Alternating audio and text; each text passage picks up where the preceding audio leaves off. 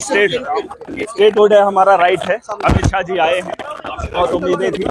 मैंने कहा जम्मू के एमएलए जो भाजपा के हैं उनको समझना चाहिए कि जम्मू के हालात क्या है, उनको इस भरम में नहीं रहना चाहिए। आप मोदी जी जो करेंगे, अरे मोदी जी को इतना देश है, अमित शाह को इतना देश है, बताओ जम्मू कश्मीर के अंदर हालात खराब है, नौजवानों को रोजगार नहीं है, माफिया है, करप्शन है, चिट्टा है, शराब का माफिया है, सब है। उस पे बोलो रोक लगाने के लिए, अब बोलेंगे नहीं हम करेंगे एलजी के साथ मिलकर, ये ऐसा, ये लोकतंत्र है, ये लोकतंत्र है। आईएएस सुन लीजिए, ये आईएएस की बात कर रहे हैं ना, आईएएस एएस की ट्रांसफर करेंगे।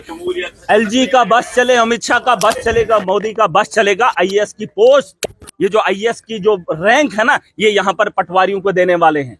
जो पटवारी से लेकर ऊपर तक आईएएस ऑफिसर को बिठाए और फिर ट्रांसफर करते रहे। अरे इन्होंने क्या किया है जम्मू कश्मीर के अंदर, आप अंदाजा नहीं कर सकते। जेकेएस की जो रिक्रूटमेंट होती थी उस पर पाबंदी लगाई, यहाँ पर तो हो ही नहीं रहे एग्जाम।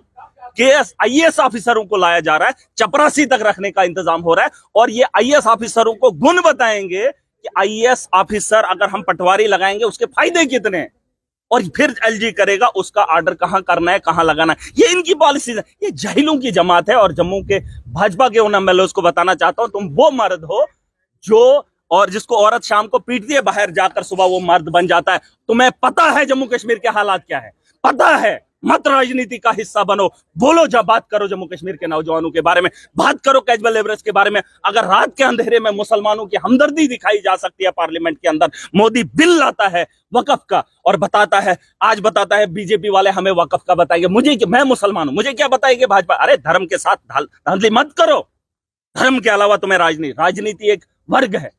आपका काम मीडिया में है, आपका काम बेकरी बेचना नहीं है। अगर आपने माइक पकड़ा है तो माइक से लोगों के सवाल उठाओ।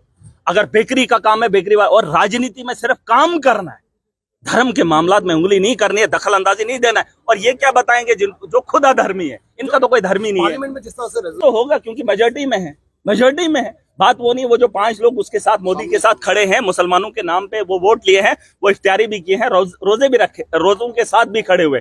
बात वो नहीं, बात ये है कि पूछो मोदी को हमदर्दी मुसलमानों से इतनी क्यों है, अब फायदा क्यों गिना रहा, मुसलमान महिलाओं से फायदा क्यों दे रहा है। अरे देना, देश के नौजवानों को 2 करोड़ का वादा किया था, उसके लिए रात का पहर अच्छा नहीं लगता। कभी दिन के उजाले में भी बात नहीं की, जो बात उसने 14-10 साल पहले की थी।